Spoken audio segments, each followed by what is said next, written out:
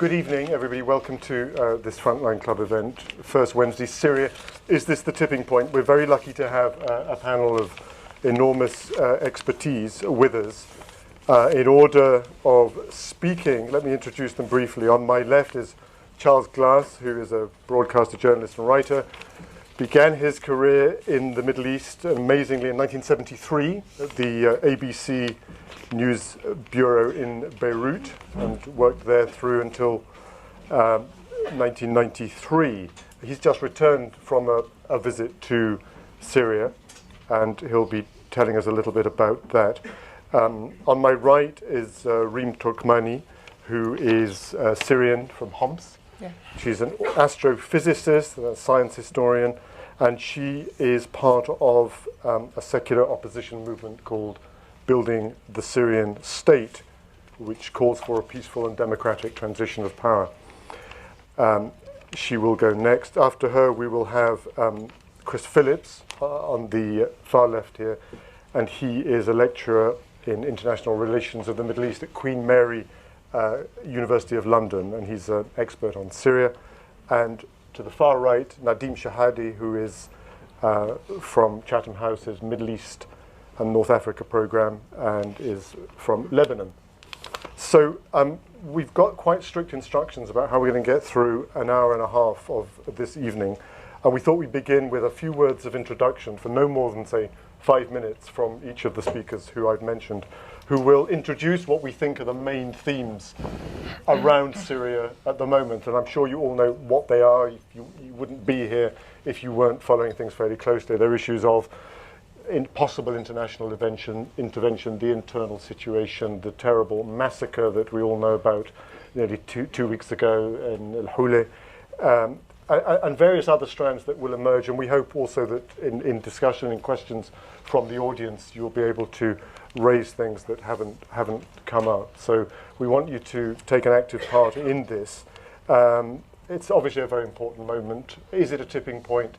Perhaps you might all decide no, it isn't, and go home and do something else for the next hour and a half. And there's plenty of reasons to be cynical and despairing or whatever about the situation. But let's explore some of these elements. So I'll hand over to Charles to talk for 5 minutes about your impressions of your most recent visit.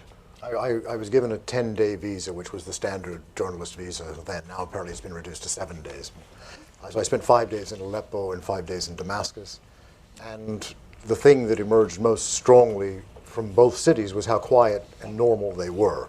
The rebellion that's taking place is going on in other places, smaller places, Idlib, Homs, and Daraa, with some peaceful demonstrations in Damascus, and very, very few until after I left, when there was, in Aleppo, after I left, there was one at the university, which was broken up rather ruthlessly by the police and the army. Speaking to people, I've discovered, and this was speaking to people on all sides, a much greater polarity than I had been led to believe there was. I thought there were more people on the fence than there are, but this polarity is that you're either dramatically for the regime or dramatically against the regime, and it depends in large measure where your interests lie and where you think the future is going. Whether you think the regime has a longer future, you'll stick with it, and if you think it has no future, you won't. One of the things about this polarization is it meant that you had to distrust everything everyone said. Even people with the best intentions in the world, if you asked them about, say, the massacre that took place at Houla, those who are for the regime insist, and they believe it, that massacre was done by the people they call terrorists, by opposition forces, and it was inconceivable that the regime could possibly do that. When you speak to people in the opposition, you get the exact opposite. They will say, only the regime could have done that. It was a Sunni village. Only the Shabiha could have gone in and stabbed children in that way. It's not a very Syrian thing to do, but it is theoretically an Alawite thing that could be done. And that means that we have to, when we hear news from Syria, from either Syrian government official sources, Syrian Arab News Agency, Syrian television on the one side, and when we hear things from the Syrian Observatory for Human Rights and others on the opposition side, we have to remember that everything they tell us is filtered through their prism. Whatever happens, no matter how much evidence there is that one side or the other committed some atrocious act, people on each side will say exactly the opposite. So we have to be very careful in our interpretation. But one thing to bear in mind is that as this goes on and as we hear reports, two versions of every story, the conflict is escalating. Time is running out for a possibility to save Syria from a catastrophic civil war, and a catastrophic civil war along Lebanese or Iraqi lines where there will be sectarian cleansing, where hundreds of thousands of people may be forced to flee the country.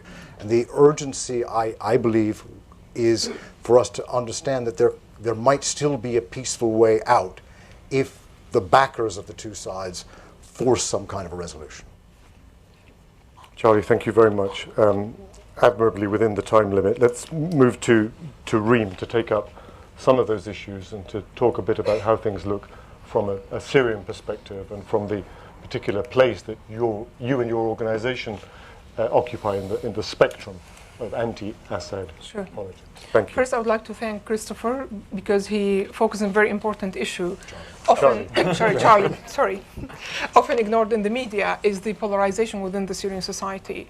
And I would like to talk how the West actually contributed to this polarization and increased it, unfortunately. I think by and large, the international community was taken by surprise with the Arab Spring, but particularly about Syria, was not prepared to deal with it, didn't know what to do. And I don't think any country in the international community acknowledged the complexity of the situation in Syria. I mean, Syria is very, very rich country, very diverse in terms of the composition of the society ethnically or sectarianly or religion-wise. And it's a country that lived for 40 years under dictatorship without a social contract. It has all what it takes to start a civil war in it. And that was terribly underestimated by everybody, whether it's some parts of the opposition or the international community. The way the international community dealt with the crisis in Syria also, unfortunately, increased that division because they seem to do everything in response to the question not how to help the Syrians, but how to harm the regime. So if something will harm the regime, we'll do it, regardless of if it's helpful to the Syrians or not. Like the sanctions, for example, not every sanction that harms the regimes actually helps the Syrians. Syrians suffered a lot now from many of the sanctions imposed, and they will continue to suffer. And the West will continue to drop more and more sanctions only because they have to do something. I mean, it got ridiculous. Lately, they imposed sanctions on caviar because there's nothing more to sanction. Just to respond to the public pressure that you have to do something. Another example, cutting the diplomatic ties. For me, I don't care whether they have diplomatic ties or not with the regime, but inside Syria, we don't know what's happening. The situation is very different to what the media is telling us because the media is not even allowed into Syria. So it's only through your diplomats inside you can tell us what's happening. You can talk to the Syrian internal opposition. You can hear the Syrian voices. So I would think about them more as ambassadors to the Syrian people, not to the regime. And by pulling all these diplomats, ambassadors, they also they don't really help the Syrians. Externally, they created a new pole, that's the Syrian National Council. So you create a new pole of opposition, you turn the whole situation into a regime versus a particular pole of the opposition, meaning every other voice is out. And most of the other voices were actually inside Syria. I mean, most of the Syrian National Council was based on voices and political forces who live outside Syria, not inside. And this has certainly increased division. They turned Syria into a subject of international conflict. They were not interested in solving the Syrian crisis, in stopping the Syrian bloodshed, but it was more kind of Russia versus the West rather than Russia and the West trying to solve the crisis inside Syria. The same applies for, of course, to Iran or Russia or any other country that tried to back the regime. We tried to say from the beginning that this situation is really different in Syria, particularly the lack of political forces. We compare it with Egypt, for example. There are no political forces in Syria. When we say opposition, you're talking about writers, journalists or academic, who dare to oppose the regime, but they have no political body behind them. There is no civil society, so there is nobody there to take responsibility of the society when this regime collapses. We try to say, listen, this regime is so also different from Egypt or Tunisia because the institutions of the states are part and parcel of this regime, like the army, for example, the security services are very much part of this regime. And that became very clear after 4 months of the uprising, meaning that you don't expect what happened in Tunisia or Egypt to happen in Syria. The security forces are very much part of the regime. They also manipulate the army. They control the army. So don't expect a military coup. It's really a gamble. And that was also, unfortunately, ignored. Right now, where we are, I think it's extremely complex. Certain parts of the country, you can say it is officially civil war. There's no other word for it. Other parts, as you said, it's like you really, living life almost as usual. I still, in the horizon, despite everything, I still see a political solution now. Even if the fighting continue, I think just maybe by comparing with Lebanon, 15 years of fight, it was solved around the negotiation table. No one wins in civil war, and I still see this in the horizon. Reem, thank you very much. So good way, perhaps, Chris, for you to, if I may, to talk about, Reem ended on a perhaps a surprisingly optimistic note that there is still a political solution. Can you talk a little bit about the international constellation that would be required to bring that about? Yes, well, thanks very much, Ian, and thank you, Charles and Reem. To talk about sort of the international situation in Syria and how the international community might intervene, as is being asked, is difficult because, of course, as we mentioned, the international community is already intervening in Syria. There's this big myth, sort of, why are we not doing anything? We are already doing quite a lot, whether it's in form of sanctions, whether it's in the form of political support to the opposition in exile. When you look at other sort of non-Western forces, you have the Gulf states that are clearly sending some form of financial, if not military support as well, to one side. On the other hand, the Russians are still sending arms to the regime. The Iranians are still sending financial support to the regime, and their allies in Iraq are certainly facilitating trade and other forms of financial and military assistance to the regime as well. So this is already an internationalized conflict. It's no longer just a case of one internal group against another internal group.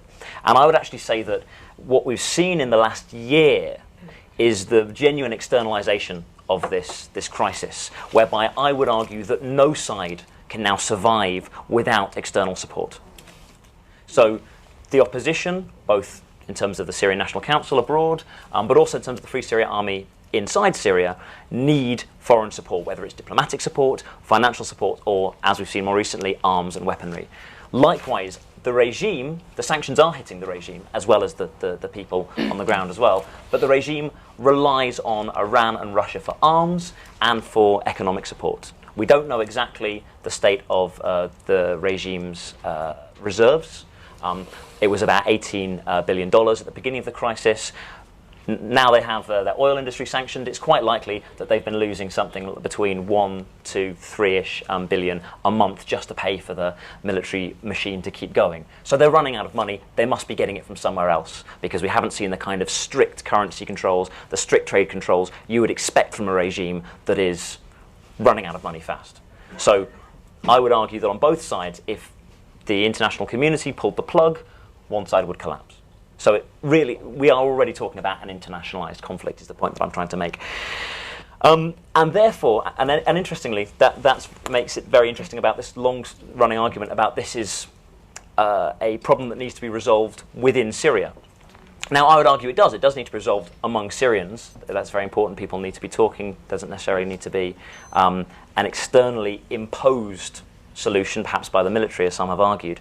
However, it's interesting that Rim mentioned the Lebanese example as how the Lebanese civil war ended. The Lebanese civil war ended because the external powers got together in Taif in 1989 and said, okay, enough's enough. And interestingly, they allowed the Syrians to take over. So they allowed one larger sort of powerful state to move in and bash all the different militias that had formed. Now, Syria's not in that position now, but it does show an interesting point about where Syria might be going in the long run if, as Charles says, nothing is done in between. Now, as often is the case for academics, we're highlighting the problems rather than proposing the solutions, as Ian would ask. But I think it's something that's worth noting, that if we are going down this route of civil war, as people are talking about, and we recognise even now that there must be some kind of internationally agreed solution, do we really want to wait until the other side of 15 years of civil war, as we saw in Lebanon, before the international community actually sort of bash their heads together and say, okay, sort this out? Or is it something that should happen sooner rather than later? Chris, thank you. Another good transition for Nadim. Nadim, some of you will have read his excellent piece in the New York Times just the other day, which certainly marks him out, I would say, as the most openly interventionist member of the panel. You talked a lot about Iraq, and you talked a lot about the urgency of action and not to wait, because the longer outside powers waited, then the more difficult the situation would be. So are you going to try and flog that scenario to I suspect a skeptical audience? Well, you've put me on the far right. No, I said intervention. In your introduction. Oh, that was your choice. No, I'm going to talk more. I mean, the situation on the ground was so well covered that I'll talk more about the idea of Bashar al-Assad's power on that. So I'm really only talking about the idea of his power. Any resemblance to reality is purely coincidental on that. And the idea of Bashar al-Assad's power depends on presenting the international community with impossible choices. So it's either me, you have to come and negotiate with me, or it's a civil war, it's Iraq, it's sectarianism, it's all the nightmares you've had in the last 20 years, the Cold War and all that. That will come to you, and that's why we see the international community completely paralyzed, only doing what Reem said it's doing. It's just imposing sanctions that don't really have an effect, and it's allowing informal arming of certain groups. We don't know which ones. It's a bit chaotic on there. So the regime is playing the mind game, and it's winning the mind game because people believe that intervention will lead to an Iraq, Afghanistan type of scenario. And the regime uses violence almost as a communication strategy. So attacking Homs sends a message that there are Shias and Sunnis and Alawis and Ismailis and all that, so it's sectarian. Attacking Dar'a sends a message that this is like a Benghazi, it's tribal, it's, some of the policy makers in the West have SOAS graduates as their advisors, so they tell them this is tribal land, this is a bit like Benghazi and all that. So what we see. So this is the mind game. The mind game is to gain time for the regime, hoping that things will change internationally, the euro might collapse or something like that, and it will be it can survive. And I think that it's very dangerous to fall into the trap of the mind game. I think one can play the mind game back because I take very different lessons from Iraq than the ones that if you invade, then you get the mess in Iraq. I think you get the mess in Iraq if you allow a dictator to massacre his people for 20 years. Anfal, Halabja, the Shias in the south, the Barzanis, the Marsh Arabs. If you send the country back to the Stone Age through sanctions, while you strengthen the regime by allowing it to do oil for food, Saddam Hussein had even people here lobbying for him, paid by oil for food coupons. So if you ruin a country like this, if you allow a dictator, a dictator has lost power, like Bashar al-Assad. Bashar al-Assad has lost power. He's no longer in power, and he cannot recuperate power. Power is a bit like You know, it's an idea, because if you have faith in the power, then he has the power. Now, once people lose faith in the power, he has to prove it. And when you exercise it, you lose it. It's like having to prove the value of a company. If you dump the shares, they're worth nothing to prove that the company is worth that much. So he's clinging to power by playing this mind game, by threatening us with civil war, and the longer the international community leaves him to do that, the worse the situation in Syria will get. And that's when you will get an Iraq scenario, when you'll have an increase in sectarianism because of all the massacres and all the violence that the regime itself is creating. When you have poverty and through sanctions, 10 years of that, you will. That's when you take the lid off, you'll get an Iraq scenario. So I think that this is why I think that there should be intervention as soon as possible to stop this, and that negotiations with the regime is not an option. Thank you very much. Thank you, everybody, for those succinct and short introductions. What we're going to do now is, according to the master plan, we're going to throw the issue open for questions from the audience for about 15 minutes, and then do another round of things, either picking up on questions that weren't answered or further exploring themes. There are some important things that haven't come up. I don't think anybody has yet mentioned the Annan plan specifically. Yeah. Did you perhaps briefly? Okay, we need to talk about that too. So let's, the protocol for asking questions, you're all familiar. Please, identify yourself, ask a question, don't make a statement, keep it short. If you want to address it to a specific member of the panel, please do so. Otherwise, anybody and everybody will answer. Have I forgotten anything? Just so, please. So, Millicent wields the mic. Thank you. Jonathan Katznellenbogen. It's a two-part question. What sort of deal can really be done? The whole Annan mission has been really pretty weak.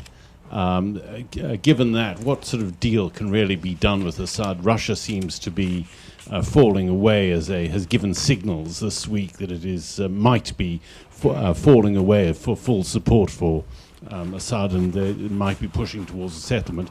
And secondly, given that there's no appetite for sending ground troops in the West, what are you really going to do? Will UAVs and air power really do the job?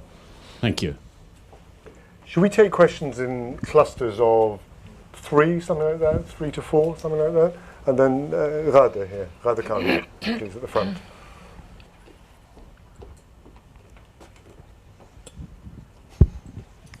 Thanks. Rada Karmi, University of Exeter.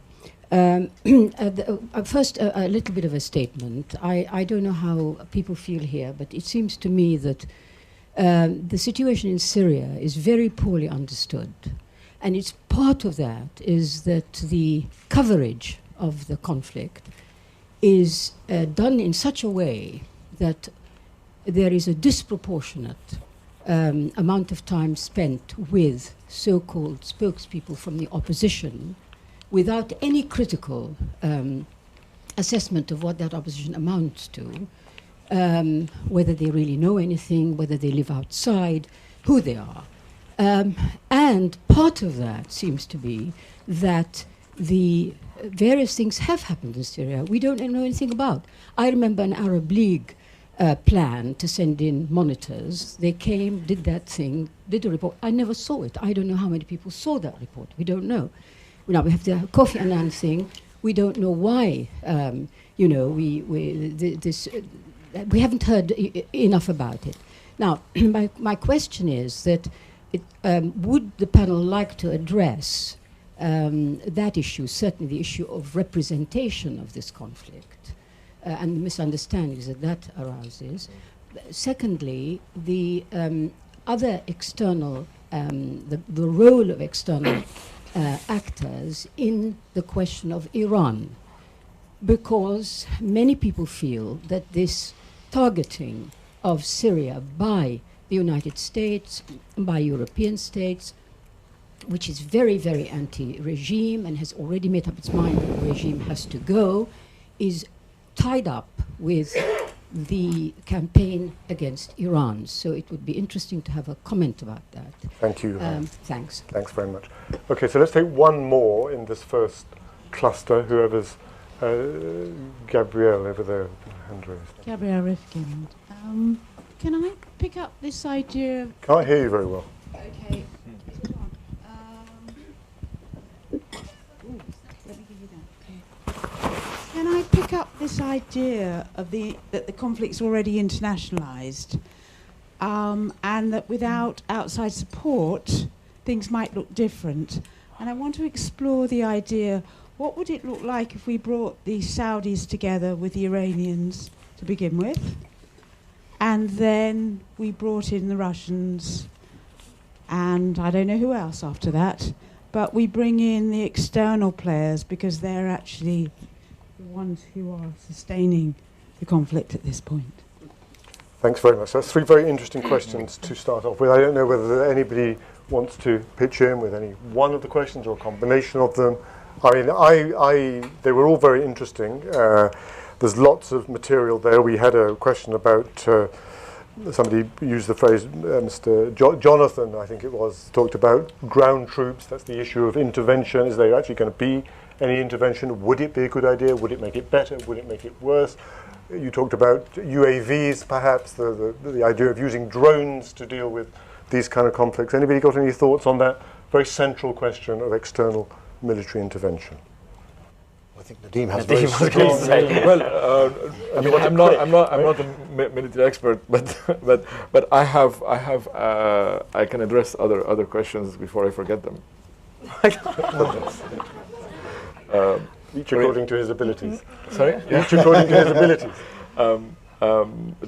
The question of wrong information from Ghada, I think this is key because there is a information war, and there are two narratives that it's a battle of two narratives.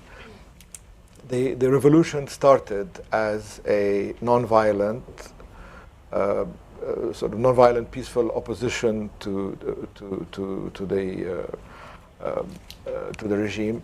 It was leaderless. Nobody knew who were the leaders of these things, and now it's perceived as a violent civil war with bad leadership. So the perception now is something the regime is very comfortable with. The regime can do violent civil war for the next 10 years. It will win and flourish with a violent civil war. And it spent 40 years, as Reem said, making sure there is no viable alternative. So it will say that if you're expecting a viable alternative, it will say there's no viable alternative. It will discredit it. It knows how to play the games and all that. So what I think is happening is that the regime is winning the mind game, and most of what you see in the press is buying that regime narrative and giving the choice as the choice that was given on the website of the Frontline Club, that we're here to discuss the options between whether we're going to have a civil war or we're going to make a deal with Bashar al-Assad. These are the only two options. So these two options are part of that narrative.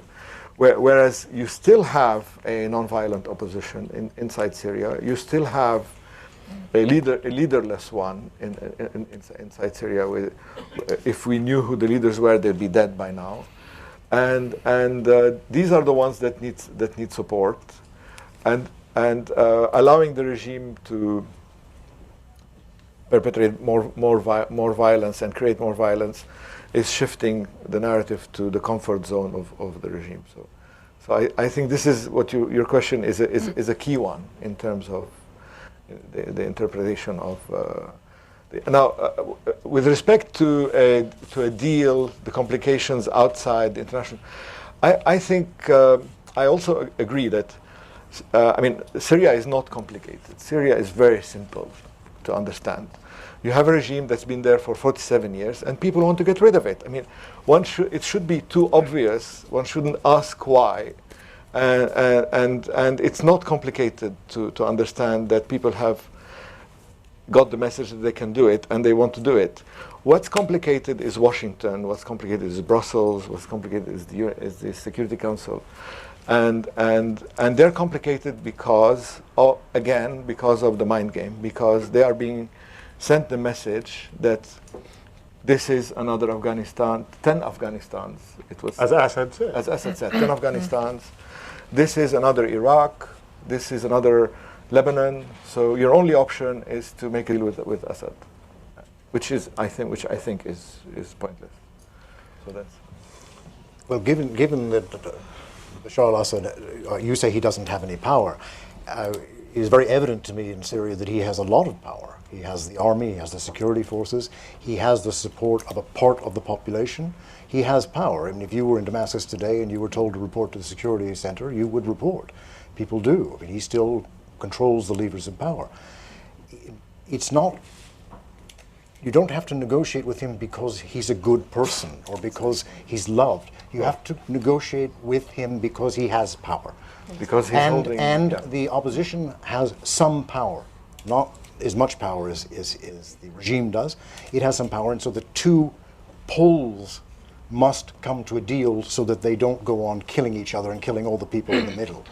And if, as you propose, the United States and its allies should invade Syria, there would be probably a scenario not unlike all of the foreign invasions of your country, of Lebanon.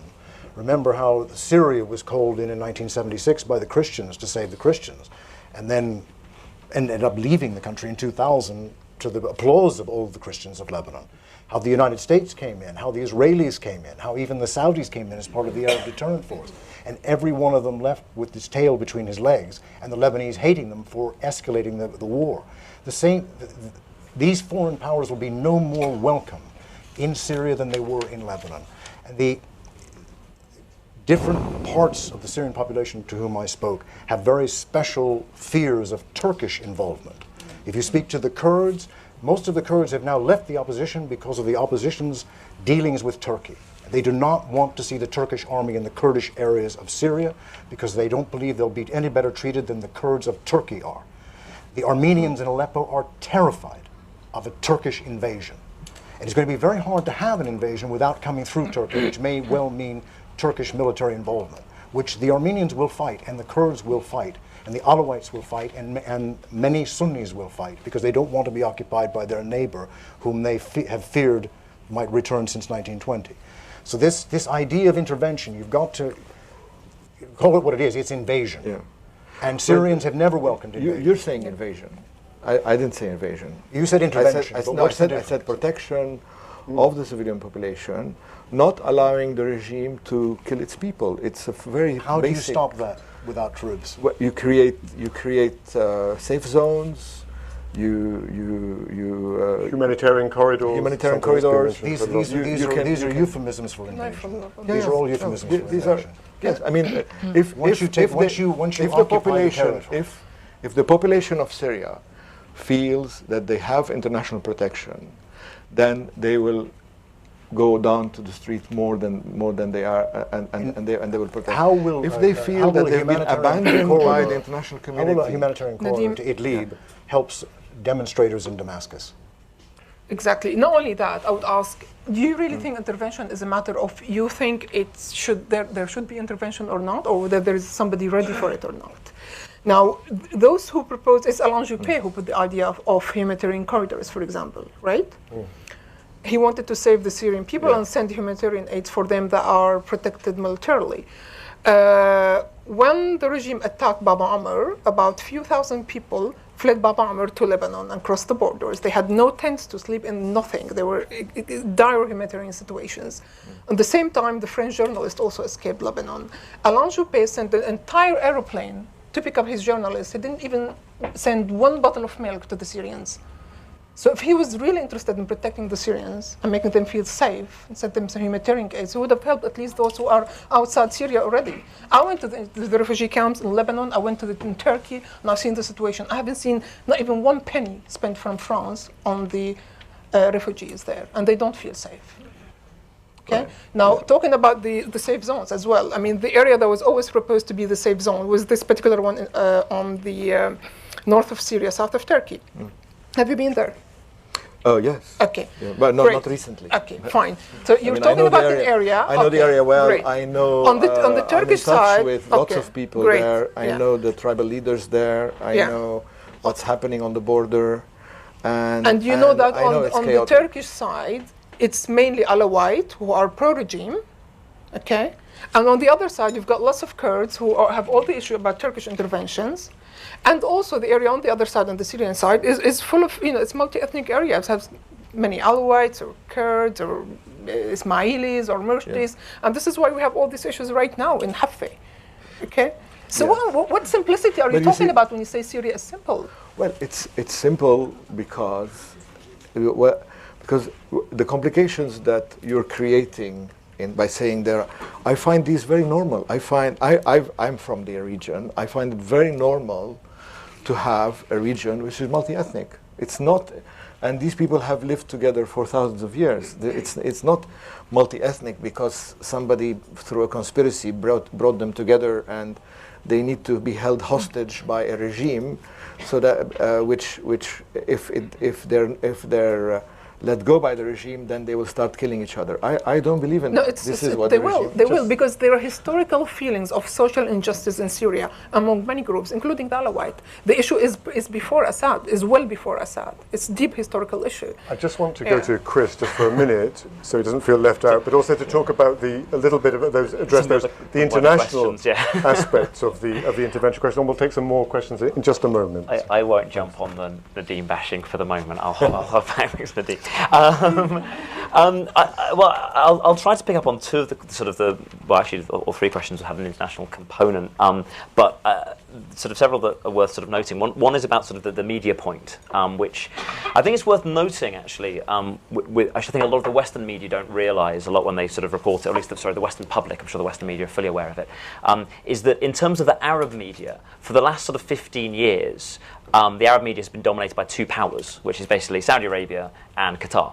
And by and large, through their sort of flagship television stations, Al Jazeera, Al Arabiya, they have been fighting one another for years and attacking each other. And much of the research I've done in Syria, sort of talking to people about their opinions, most Syrians backed Al Jazeera and saw it as a sort of resistant, sort of anti-Israel, anti-Western kind of station. Now what you've seen in Syria is very interesting, is that actually for the first time, because of the Arab Spring, and because of fears of instability in the Gulf, which both the Qataris and the Saudis are very worried about, is the two sides coming together. And both Al Jazeera and Al Arabiya, so effectively the entire Arab mainstream media, international media, being very much pro-opposition and anti-regime. Now, I'm not saying that they're unjustly anti-regime, but I'm saying that you are seeing only really one side. There's only interest in one side being shown. And I would add it's very important when we look at the international situation here. Because above all, the big winners in Syria at the moment is Saudi Arabia. The reason being is they can't lose at the moment. If the regime are defeated by the Free Syria Army, as it looks unlikely, but if it is, then they get an ally. In their ongoing conflict, you mentioned it before, Madam at the back, about sort of the sort of Saudi versus Iran regional dynamics that have been going on for quite some time. If Syria is flipped from the Iranian axis, then you have a pro-Saudi, pro-West Syria. That's good. If, on the other hand, we see what is likely at the moment, which is just civil war, Saudi Arabia wins again, because it proves that the Arab Spring is dangerous, and it will discourage other pro-democratic groups in the Arab world from taking up arms, and particularly the Saudi Arabian, particularly the Shia in Saudi Arabia, from attempting something similar there. So the longer there's chaos in Syria, the better it is for the autocratic regimes of the Gulf. So that's why when we're talking about the different approaches from, and I think we should talk about the regional, not just sort of the West versus say Russia. We need to look at what's happening in the local region, which is whilst the Western regimes are speaking very angry rhetoric, very sort of you have no credibility, Bashar, etc., and yet doing very, very little.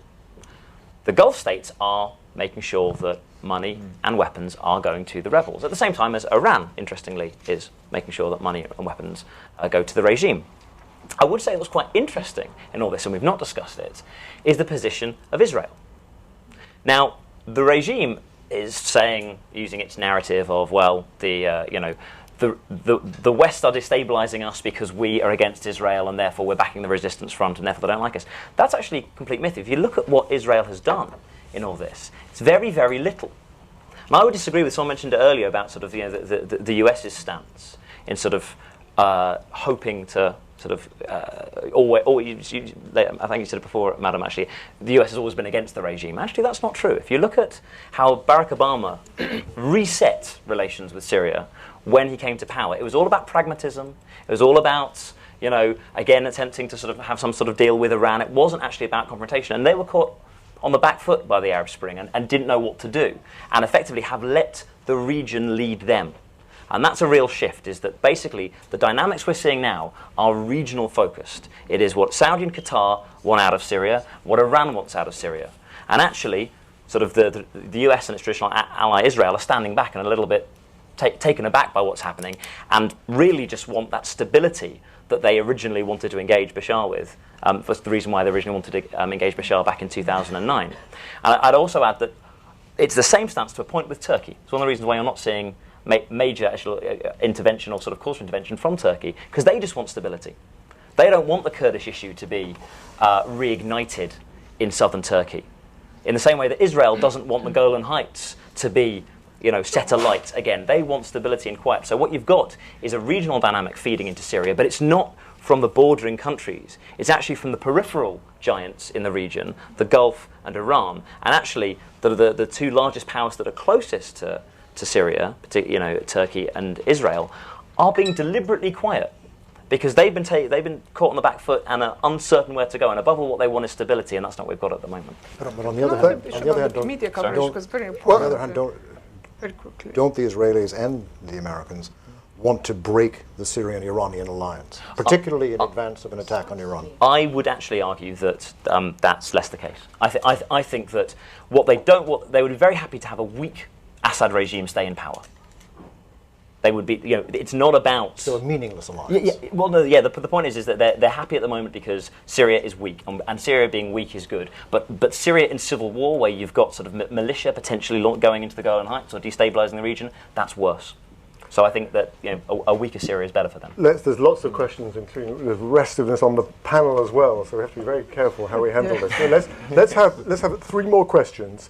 I would agree with Reem. I would also like to go back to Rad's question about the media. Yeah. I mean, Charles has been to Syria. I've been to Syria. I can see Jeremy Bowen. I can see my colleague Jonathan Steele. There's quite a few journalists here who spent time in Syria over this last period. I think it would be good to have a little discussion about that. But let's take another round of questions and perhaps steer it towards a bit of how things are perceived through the media and otherwise. So please, the next 3, raise your hands. Hi, I used to live in Syria in an area of Damascus called Meze, and I thought the tipping point had come when there was demonstrations in Meze in Damascus. Since then, Damascus and maybe more, also Aleppo have gone very quiet. Demonstration-wise, Damascus seems to have gone quiet. Can things change when those cities are under control? And is there any way we can influence? Is there any way to influence support in the cities so the people feel that they can make a stand? Okay, thanks very much. Any more questions? The lady here? Sorry. We can get the mic. Hi, Reem. What is the political representation you have in Syria? I listening to all what you're saying about, like, we don't want any political pressure on the regime. Please leave the ambassadors there. It's a civil war already, and SNC is mostly out of Syria. Where do you stand politically? What is the support? I do remember state current signatory at the beginning were 22 when it was established and announced, first of all, 22 members, and 2 of them dropped out already. And Oh, you mean your... the announced sorry, names, yeah, the yeah, announced yeah. name in Tayar Dawleh were 22 when it was first announced and signed and declared. And I only ask that question because with all the differences, the Syrian opposition is like SNC is part of it is outside, but part of it is inside, and it's only fair to say they're in hiding because they would die the minute they would come out and declare anything. So that's why I'm asking the question. Charles, there will be sectarian cleansing, you said, in the future of Syria. What do you call If it escalates. If it escalates, what's happening now in Homs? In Homs right now we have out of 7 neighborhoods, 5 neighborhoods that are completely cleansed.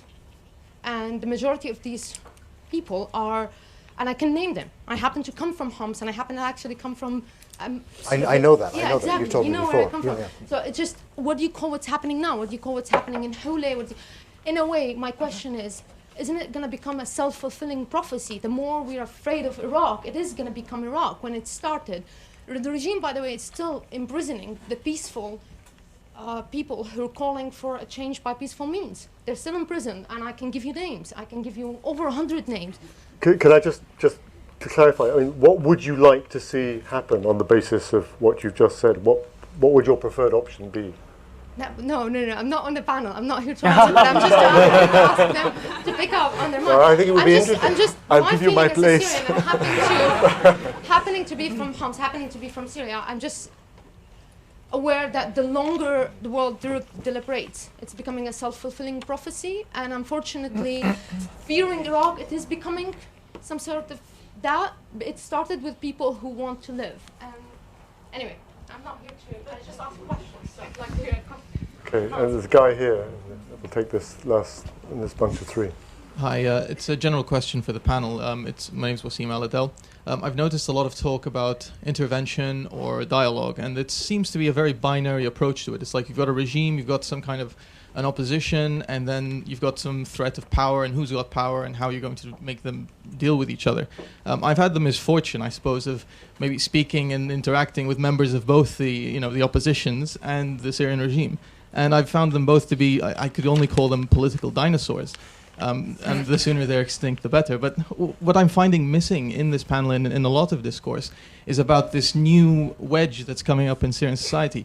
Young people who have become politicized, who have learned very quickly, and who have, thanks to many of them, we get a lot of the footage, a lot of the news that's coming out of Syria. They're using technology. They are bypassing censorship. They're getting through it. One of them sadly died very recently, a young man called Basir Shahade, young Christian man who left a Fulbright scholarship in the US to come back to Homs, and he got shot, and and he's just recently been buried. There are many, many people like him. Some of them are also in the prisons because they're outspoken and they're not being given a chance. There are these people. There are many of them, and I think that given a chance, many of them would also start to form some very different realities for all of us to deal with. But nobody seems to consider that as important. And I just find that very odd. Why is that being ignored?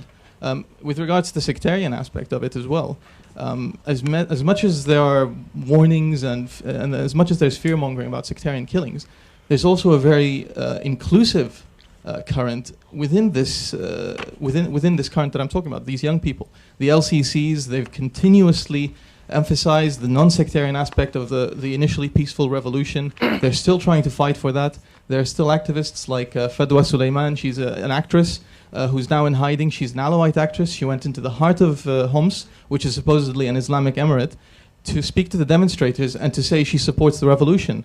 Of course, her family came on TV to disown her, but there is a non-sectarian element. It's there. Why isn't that being spoken about? Why isn't that being given a chance?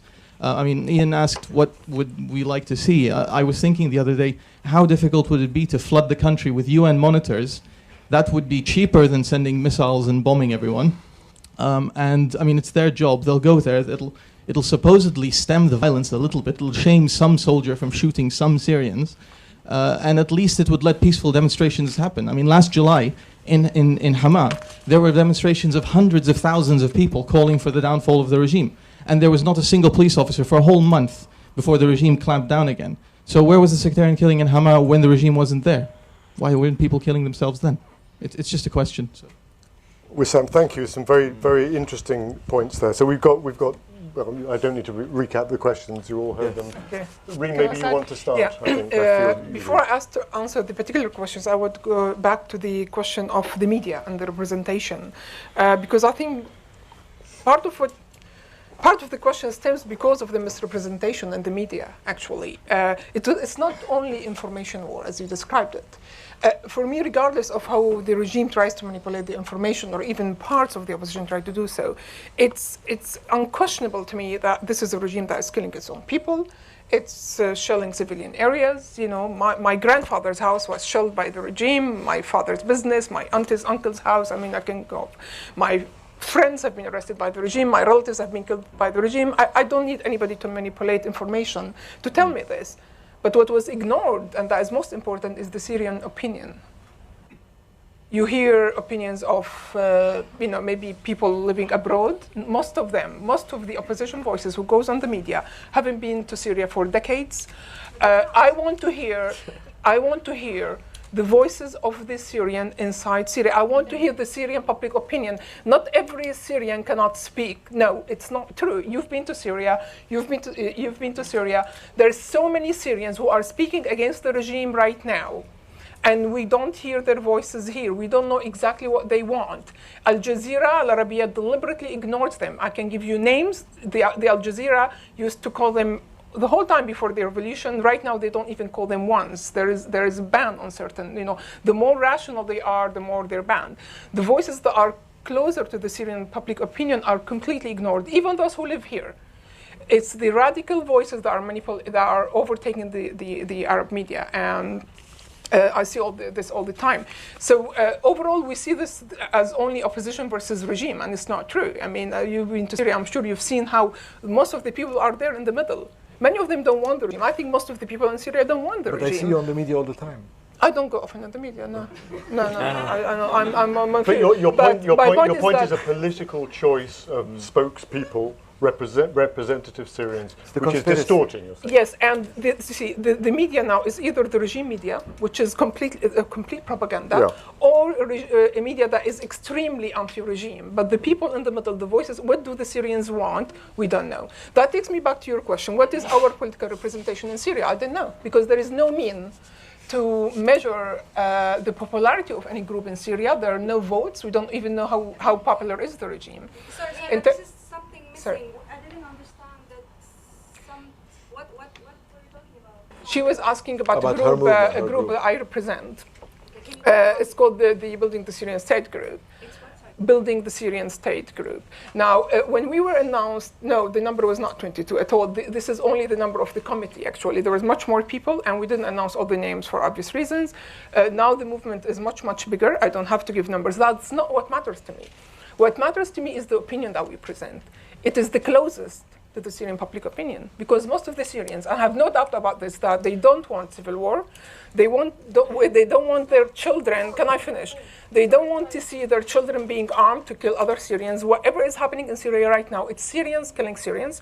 They don't want to see,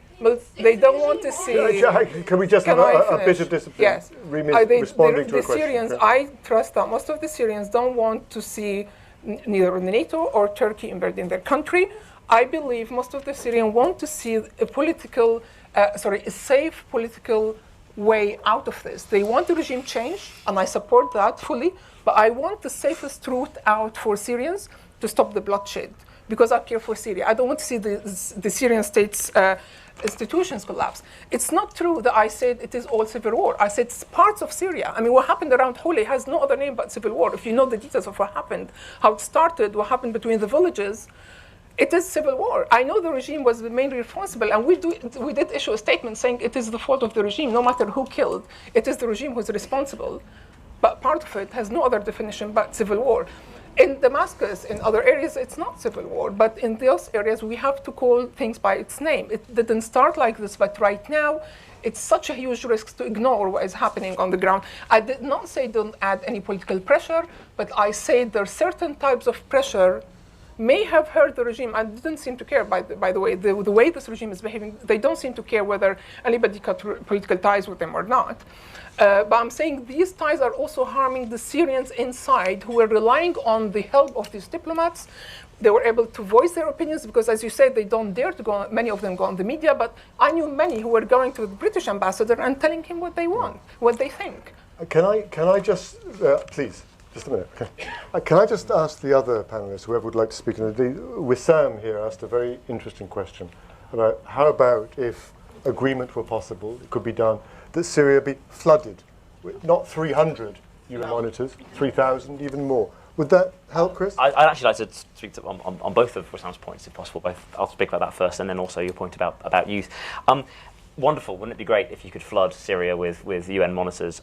It requires one important thing, which is agreement at the UN, which at the moment doesn't look likely to come. The reason why it's unlikely to come is because Russia and China are steadfastly behind the regime. Actually, the gentleman earlier said that he thought that Russia seemed to be showing signs of, ditching the Assad regime. I completely disagree. Yesterday, Putin was in China, reaffirming the point that we will oppose any military intervention in Syria. There are many reasons why Russia and China oppose intervention. There's this long sort of defender of sovereignty, being autocratic regimes themselves. They don't want to sort of set a precedent of the UN intervening regularly. But monitors are not quite. No. But I agree. Sorry, but this is the point is that I think they recognise, Russia and China, particularly Russia, that the more UN monitors you put in there, the more likely it is they're going to get killed by the regime and by other groups, which increases the pressure on the regime internationally, and also the more people are going to see regime oppression and so on. And so effectively, the more UN monitors you have, and you're absolutely right, the more UN monitors you put in there, the weaker the regime becomes, and therefore they don't want to do it. So yeah, exactly. So the regime does not want them to be there, and given that Russia and China, particularly Russia, have set themselves pretty much on the side of the regime, then they don't want to do that as well. So until you shift that, that's not going to happen. And I would just say about Russia, one of the main reasons I believe they particularly are supporting the Syrian regime is that they really don't see anyone else in place. It's not like in Libya, where there was sort of like an NTC, there was a viable, at least people thought, opposition to take over. It's basically, from the Russian perspective, it's Assad or chaos at the moment. And they want some stability in Syria, a long-standing ally, strategic asset, and so on. And so until the opposition present themselves as something alternative, a realistic alternative, why should they shift their stance? Just a second point about youth. I agree entirely. I mean, I'd like to see myself as a young person, and I've been very enthused by my friends in Syria that have sort of taken onto the streets and got involved. However, I am very sceptical that this will translate into anything in the long run. I fear that youth are the vanguard of this revolution in the Arab world, and we've already seen in Tunisia, in Egypt, once the regime has been toppled by youthful enthusiasm, the entrenched forces who have been around for decades, the Muslim Brotherhoods and Nahdahs, who have got the support networks in place to actually run an electoral machine, will come to power. This was seen most tragically, I think, actually, in 2005 in Lebanon. You got 1 in 4 people on the street in central Beirut, led by the youth, and they were so enthusiastic about sort of kicking the Syrians out and changing the country. As soon as it came around to elections, all those leaders, all those youth leaders were completely sold out by the old forces in Lebanon, and exactly the same powers, exactly the same party, exactly the same people are still in power now. And I feel that whatever happens in Syria, the youth will be sold out, irrespective of the fact that they're actually the majority of the population. Okay. Sorry. I think another cluster of questions, and we're doing well, I think. We're touching on lots of themes, so let's have a few more questions, and we can return to the things that Can I just comment on the Aleppo and Damascus question? Yes. Oh yeah, the Damascus. I mean, the Aleppo and Damascus question. I mean, I am very qualified to answer this because I'm a coward, and if I'm sitting in Damascus and I go to the square and I see the square full of Shabiha all around and security forces, and I hear on the radio that Israel wants Assad to stay, the United States really can't make up its mind. Europe wants to help Assad reform and is willing to negotiate with him. Russia wants him to stay. Iran wants him to stay. Then I'll be even more coward than that, and I won't come to the street.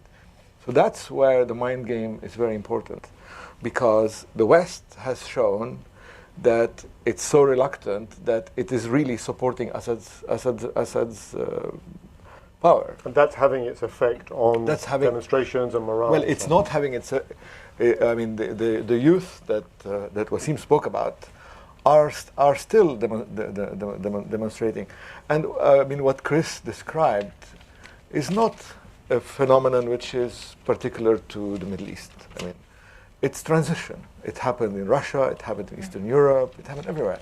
Wherever you have transition, you will always have the forces coming back, and or the counter-revolution, as it was called. And incidentally, the Sandinistas, when they took over, when the revolution succeeded in Nicaragua, they were worried about the counter-revolution, and the Stasis advised them, the East Germans advised them that the best way to preempt a counter-revolution is to create your own. Then you will find out who is where, and you can keep control. And I think that's exactly what the Syrian regime did, because the Syrian regime threw some people in jail at the very beginning of the revolution to give them a bit of credentials and kudos, and released them at the first amnesty. And these are the people who formed committees and called themselves, we are the internal people as opposed to the external, and we want to negotiate with the regime. So the regime created its own opposition, as in the KGB book for, there's a manual. You see, views like this are why right now we don't hear the views of those people, because the people outside think these are the traitors. They want. Can I ask you why they're not negotiating with the regime if this is what they want? It's a year and a half now nearly, and everybody accuses the internal opposition as the toy of the regime. All what they want is to negotiate. So why Which they haven't internal negotiated? opposition are you talking about? There's so many groups. I can start naming and show you how little you know about what's happening inside Syria. Why are they not negotiating with the regime until now? Well, because they don't want to unless there is a real solution. They don't want to negotiate on their own, and they all said, we'll only negotiate if everybody takes part, all the parties of the conflict are on the negotiation tables, otherwise there will be no viable solution to this. Yes, but you see, there's also another trick. I mean, what is called the internal opposition trapped the SNC into negotiating with them to formulate, and then they leaked a draft and made Burhan Ghalioun look like he was a traitor to the opposition. These are all tricks or mind games to undermine the opposition by a regime that's very used to it. I mean, they're experts in manipulation and deception. Exactly. I think. Yeah. Let's have another few questions. Yeah, please. Just to wait for the mic, Ellen, please. I'd like to go back to Charles Glass's point about backers. I'm terribly worried about the coverage of Russia in all of this. Without being a fan of Putin at all, I think there's been not enough understanding in the press, and certainly there isn't the willingness in Washington to understand that Russia has genuine and probably valid fears about Western intentions. And with all the bellicosity that's coming, impotent bellicosity that's coming out of Washington and London and Paris, rather than a genuine attempt to reassure Russian fears about intentions in the region or bringing it around to the table as well, it's a failure to really think in terms of bringing all the players to the table, and that there are genuine, that the world looks different from different places. There's a parallel in Afghanistan that Jonathan Steele described so wonderfully. The absence of a strategy and an unwillingness to bring all the neighbors to try and work out a solution. And so Washington is very much a problem. I suspect if the United States and Russia and other peripheral outside players had the interests of the Syrians at heart, they would do this. But they don't, and they probably never will. That's going to be a real problem for Syria in the months and years ahead. Okay, I can feel the cluster breaking up here.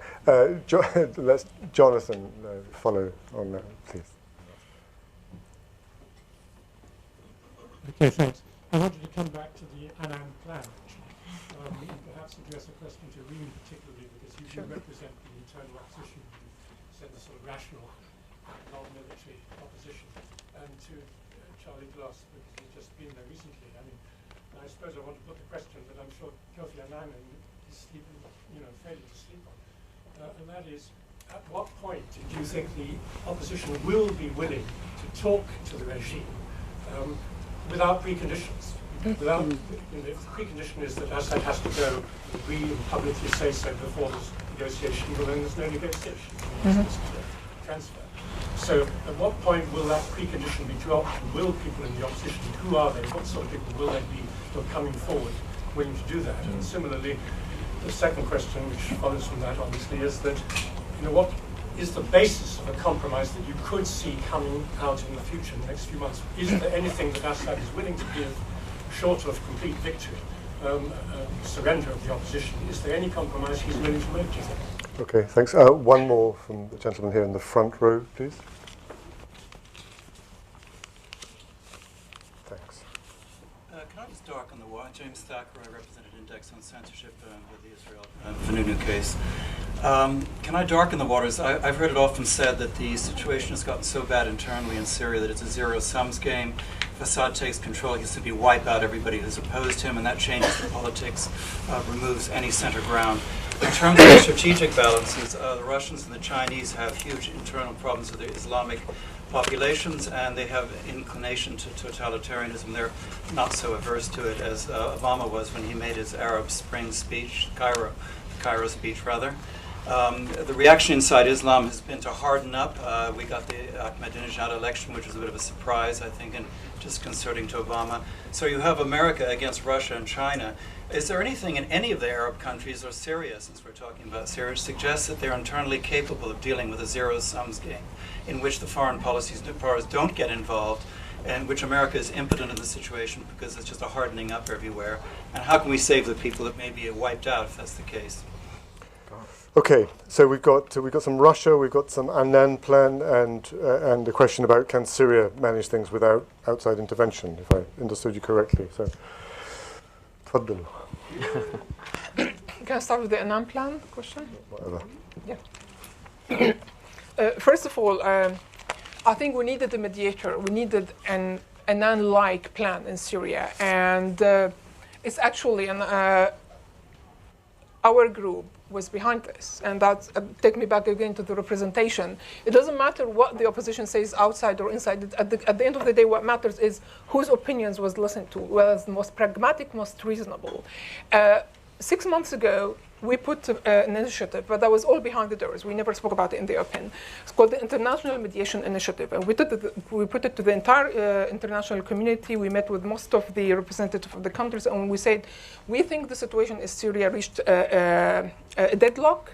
There is no development at all on the political front. However, on the violence is escalating very quickly. If we leave this as it is, it's going to end up in civil war. So what we need is a mediator, because the balance of the powers was not enough that the people on their own overthrow the regime, and the regime on its own was not able to send people back home. So we needed somebody to come in between.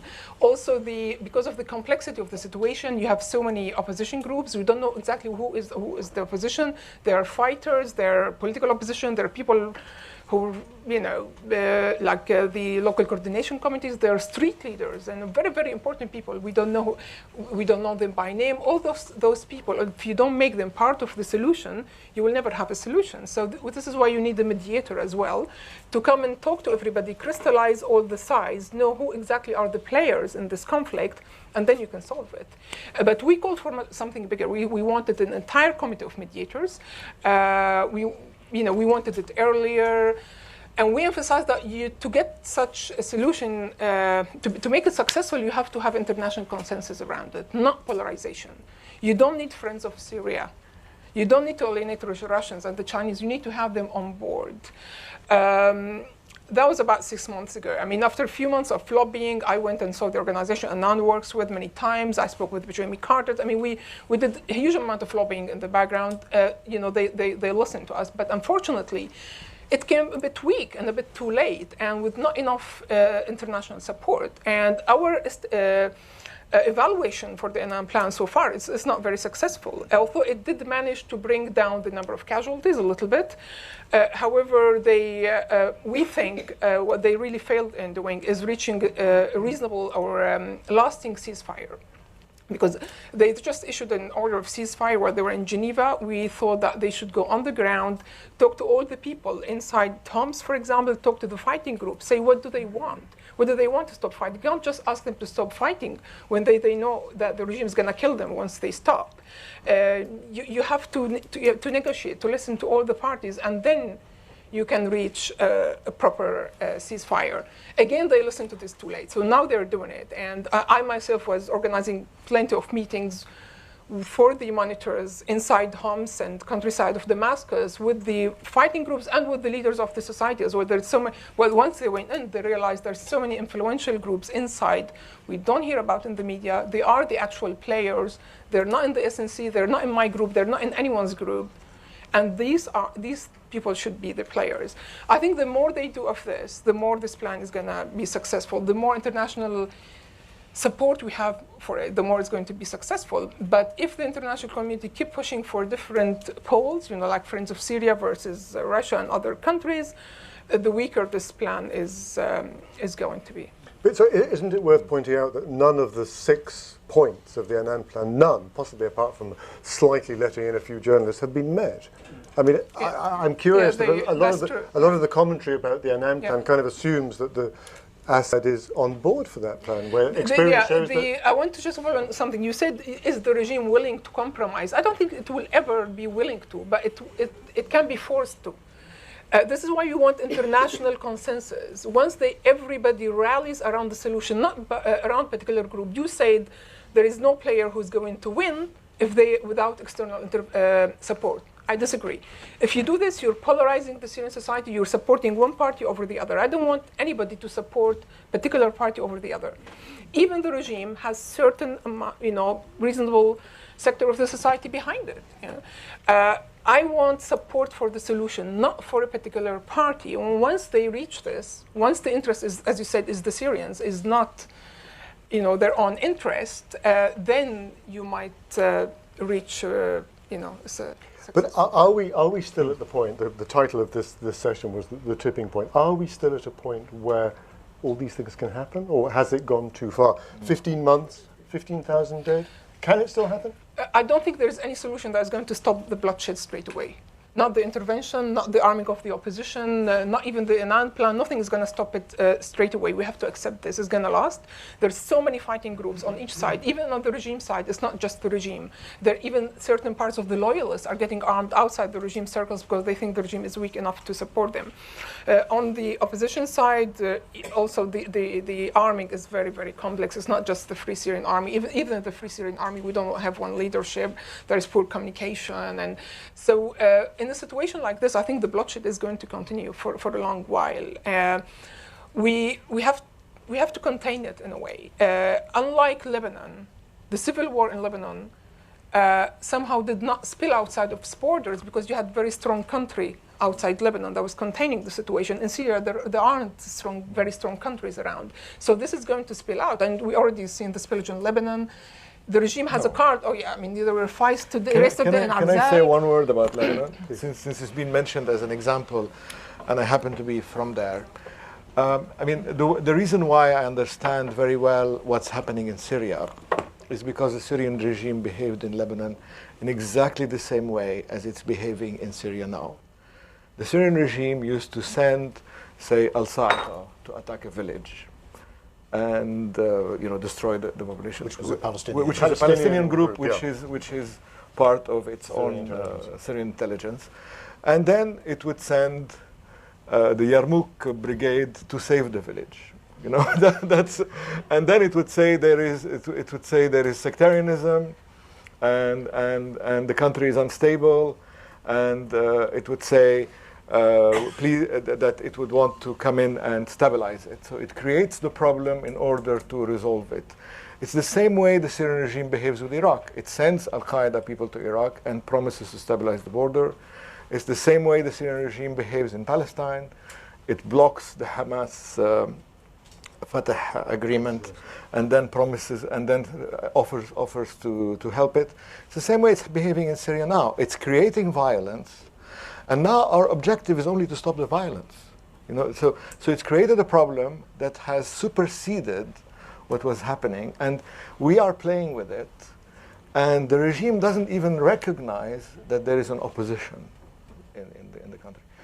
For the regime, there is a conspiracy by Al Jazeera, Al Arabiya, Saudi Arabia, the United States, and all these the usual suspects.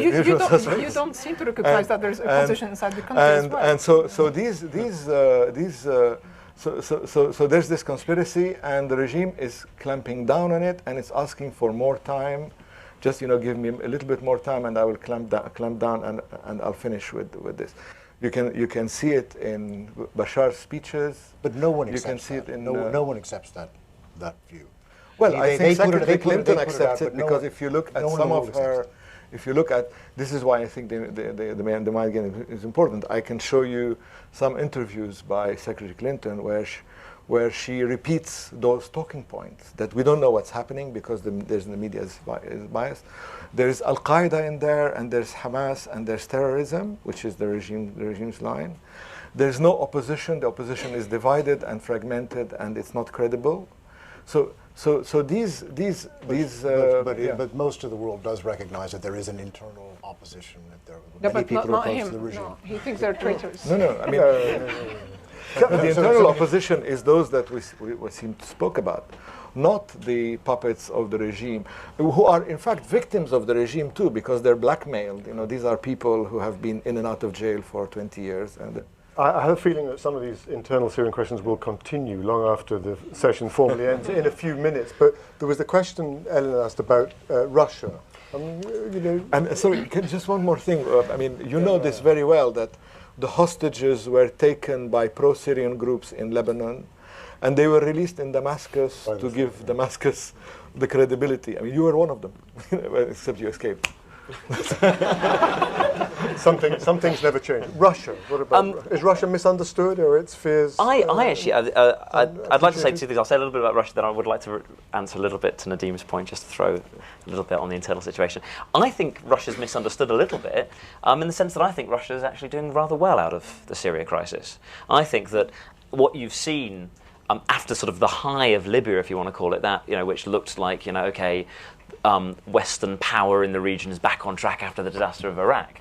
Actually, what you've seen in Syria is, the complete, destruction of that myth. And actually, what you've seen is Western impotence. I think the United States impotence is that they've called all Western leaders, including Barack Obama, have called for Bashar to resign, and so he's lost all credibility and legitimacy. Not that he ever had any, but he's lost it all, and he should step down. Months and months ago, almost a year ago now.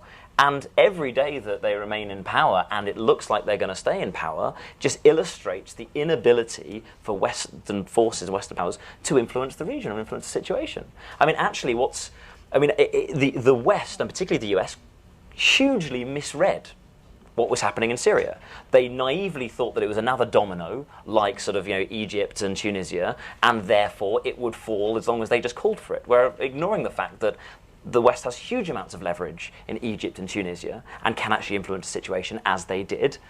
Whereas, and in Libya, they were willing to actually deploy military force so could influence the situation as they did. Yet in Syria, they have no political leverage whatsoever because they've deliberately isolated the country over the last decade, if not longer.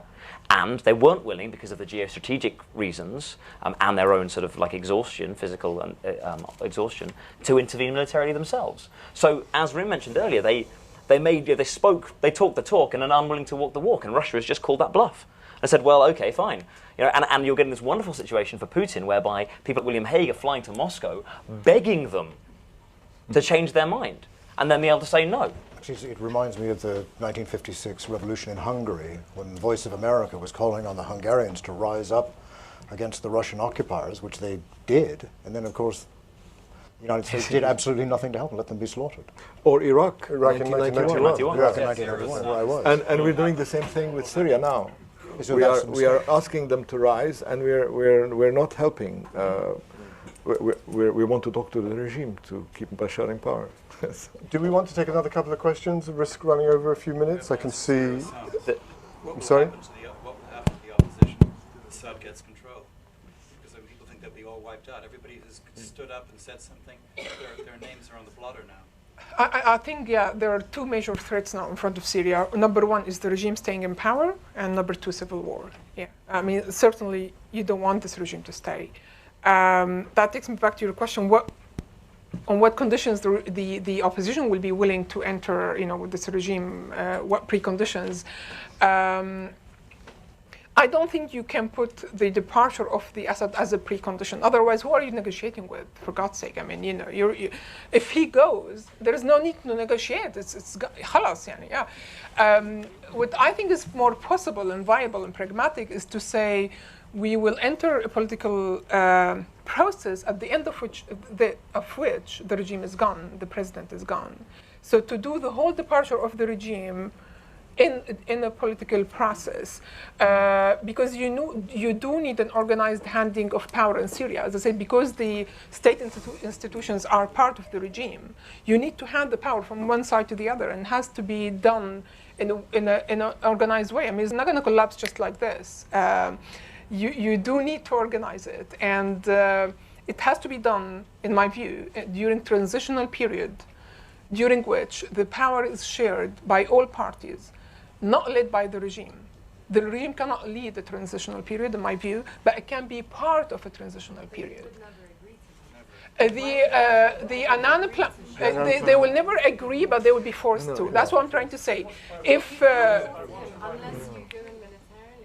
if the Russians, it will agree to negotiate. If the Russian and the Chinese keep a very strong pressure and make it clear to the regime that this is the only way they will accept, I think they will be forced to, because the regime relies heavily on Russia now, not for its own support militarily, no, because even the supporters of the regime rely on Russia's support for their support to the regime. They're very proud that, Russia is behind this regime. It's very strong. So if Russia really pulls its hands out, the regime is going to be extremely weak. Same for China or BRICS country or every time that a Russian minister or leader speaks on Syria, it's the main item on Sana, on the Syrian official news. It's the most important thing. Russia supports the Syrian position. Exactly. So it's extremely important. This is why I keep saying that it's in the international consensus we want. We want to have Russia and China, all the countries that are now the obstacle, we need to make them the solution. Otherwise, the regime will never willingly be ready. I can't speak with their name. It's not Assad. Don't think of Assad himself just as a person. It's the regime. I said they will negotiate only if this is transitional period at the end of which the regime will be over. I don't know of an opposition group that accepts the reform scenario that is put forward by the regime.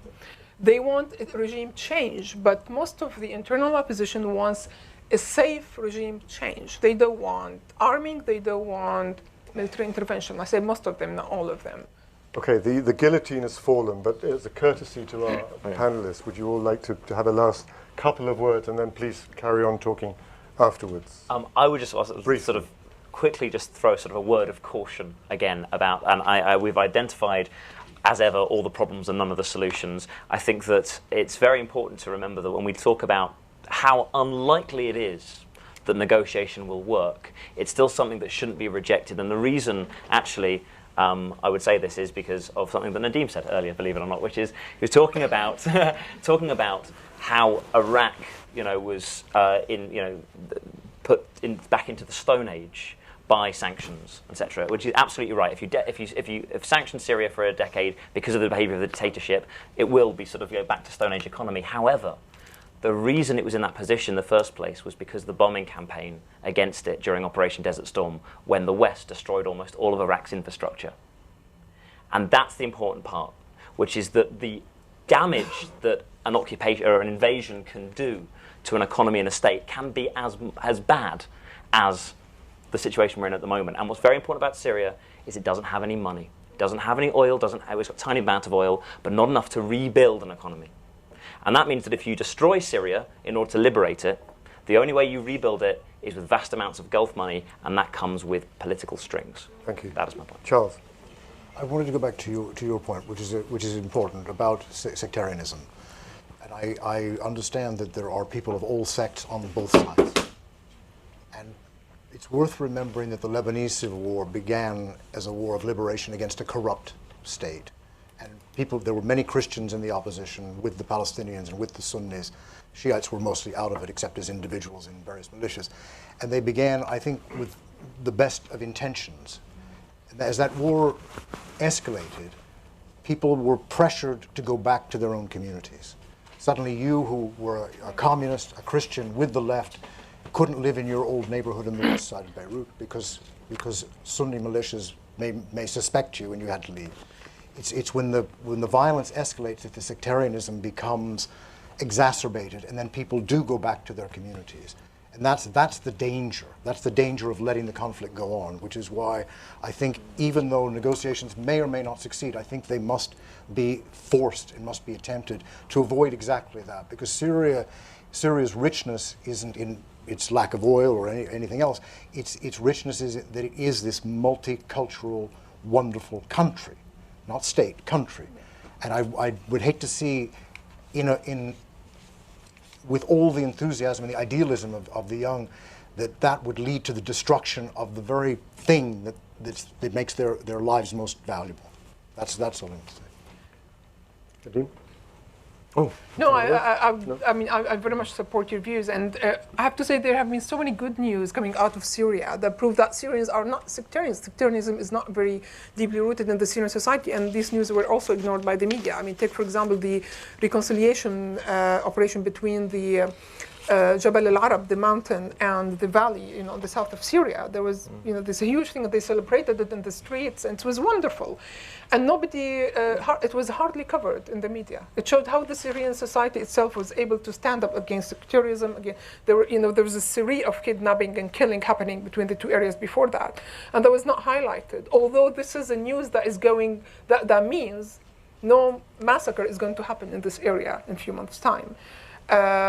Also, you asked about the youth, and I think you said that youths will be sold out of. I don't think so, because comparing with the Egyptian example, you said there were all these political players, they had their institutions. There are no political institutions in Syria. They are now being made up. This is why I want them to have a voice.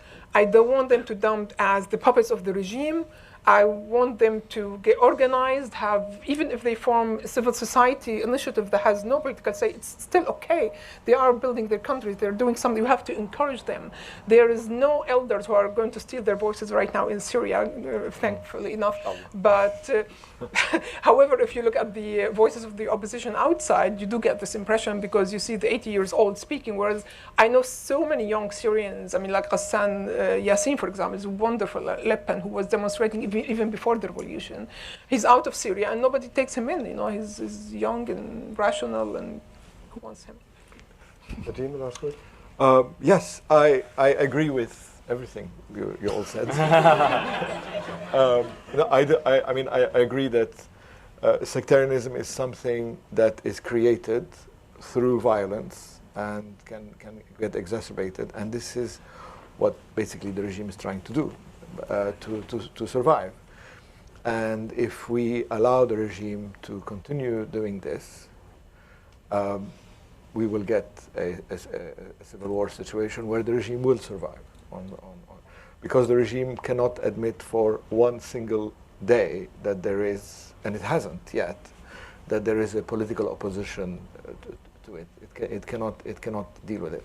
Now the other thing is, I think I've become allergic to the word dialogue. Sorry. Because the regime basically will try and dialogue forever while doing its if you look at Bashar al-Assad in September 2010, he could count amongst his best friends Nicolas Sarkozy of France, Erdogan of Turkey, Obama, believe it or not. John Kerry visited him more than his mother,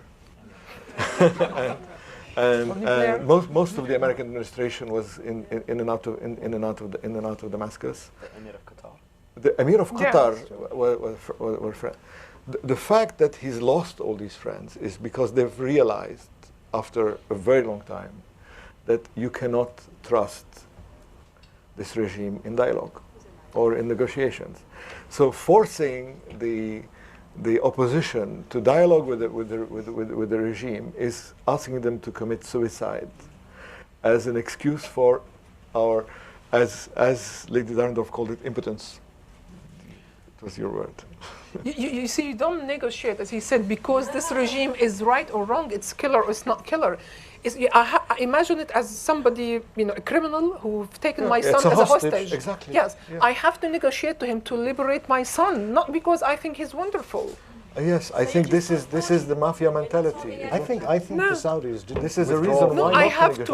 Bashar You al-Assad negotiate with because- hostages to free because the son, like what all the countries do Because he if you negotiated have bad faith. I hostages. think the Saudis withdrew because they've become great Democrats. No, the Saudis withdrew because they discovered what a liar he is. Not because they become Democrats? I would like to thank all our speakers in the usual way, and thank you for coming.